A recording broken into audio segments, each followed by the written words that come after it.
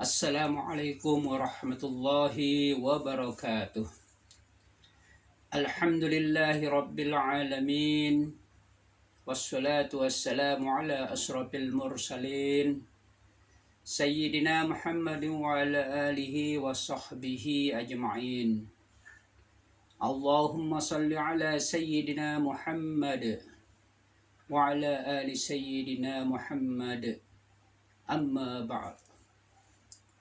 Bapak, Ibu, dan Saudara yang dirahmati oleh Allah Subhanahu wa Ta'ala, alhamdulillah, kita patut bersyukur kepada Allah Subhanahu wa Ta'ala yang telah memberikan kita kesempatan untuk bisa melaksanakan ibadah puasa di bulan Ramadan. Dan hari ini kita sudah berada di hari yang ke-17, tepatnya pada tanggal 17 Ramadan 1445 Hijriah. Seperti yang kita ketahui bahwa pada tanggal 17 Ramadan Allah Subhanahu wa Ta'ala menurunkan Al-Quran. Syahrul Ramadan alladzi unzila fihi Al-Quran hudan linnasi wa bayyinatin minal huda wal furqan. Al-Quran Allah turunkan sebagai bentuk cinta Allah Subhanahu wa Ta'ala kepada hambanya yang beriman. Tentunya kita harus percaya bahwa turunnya Al-Quran itu sebagai bentuk, sebagai bukti Allah Subhanahu wa Ta'ala mencintai kita. Al-Quran Allah turunkan agar kita percaya atas kebenaran Al-Quran itu sendiri. Momentum nuzulul Quran harus kita jadikan sebagai momentum untuk dapat memperkuat keimanan kita, kepercayaan kita akan Al-Quran, dan meningkatkan serta memperkuat kepercayaan kita akan kebenaran-kebenaran yang terkandung di dalam Al-Quran itu sendiri. Jadikanlah Al-Quran sebagai referensi hidup yang paling benar. Jadikan Al-Quran sebagai petunjuk hidup, sebagai sumber informasi yang paling benar. Justru jangan kita jadikan media-media lain sebagai sumber informasi yang paling benar. Karena di media-media lain bisa saja memuat informasi-informasi bohong, bisa saja memuat berita-berita bohong. Kalau di dalam Al-Quran seluruhnya memuat kebenaran. Bahkan Allah Subhanahu wa Ta'ala telah memberikan petunjuk kepada kita ketika kita misalnya menginginkan bagaimana cara berbisnis yang benar. Di dalam Al-Quran Allah Subhanahu wa Ta'ala sendiri telah memberikan penjelasan bagaimana cara kita berbisnis yang benar. Kalau mau ada teori bisnis, di dalam Al-Quran ada. Teori tentang langit di dalam Al-Quran juga ada. Teori tentang pertanian di dalam Al-Quran pun juga ada. Saya akan membacakan teori yang berkaitan dengan ilmu bisnis. Itu dijelaskan oleh Allah Subhanahu wa Ta'ala di dalam surah Al-Baqarah ayat 282. A'udzubillahi minasyaitonirrajim. Bismillahirrahmanirrahim.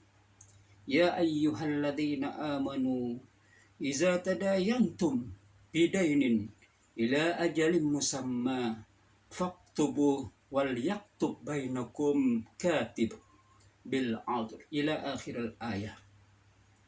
Ayat ini menjelaskan tentang tata cara atau adab hutang piutang.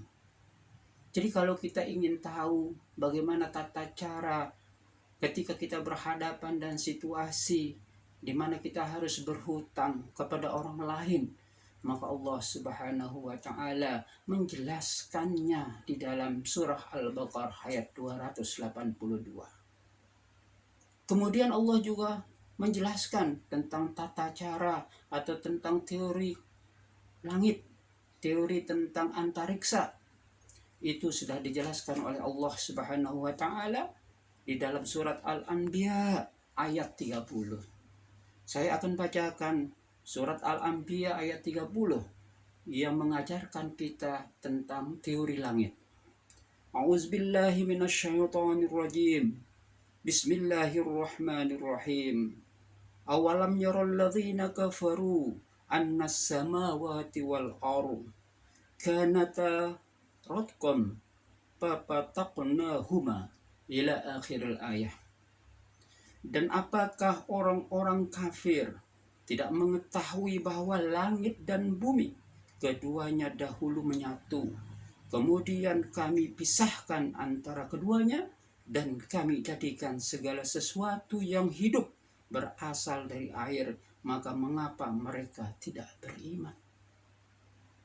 Jadi ini menunjukkan bahwa kalau kita ingin belajar tentang langit, tentang antariksa, tentang bumi, maka kita bisa baca surat Al-Anbiya ayat 30.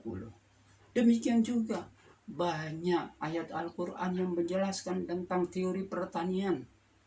Kalau kita mau mengetahui tentang bagaimana bertani yang baik, kita bisa baca surat An-Nahl.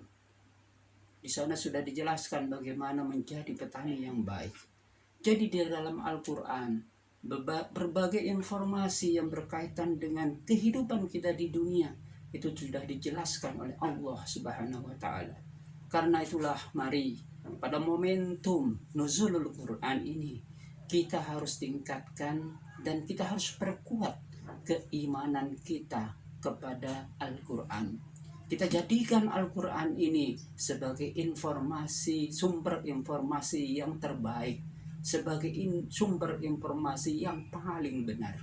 Marilah kita baca Al-Quran, kita yakin bahwa segala hal yang berkaitan dengan hidup dan kehidupan kita di dunia, dan bahkan hidup dan kehidupan kita di akhirat sudah dijelaskan oleh Allah Subhanahu wa taala di dalam Al-Quran.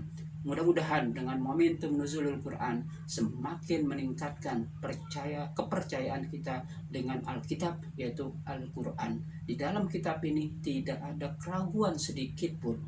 Dia petunjuk bagi orang-orang yang bertakwa. Demikian yang bisa saya sampaikan. Mohon maaf bila mana ada kehilapan. Assalamualaikum warahmatullahi wabarakatuh.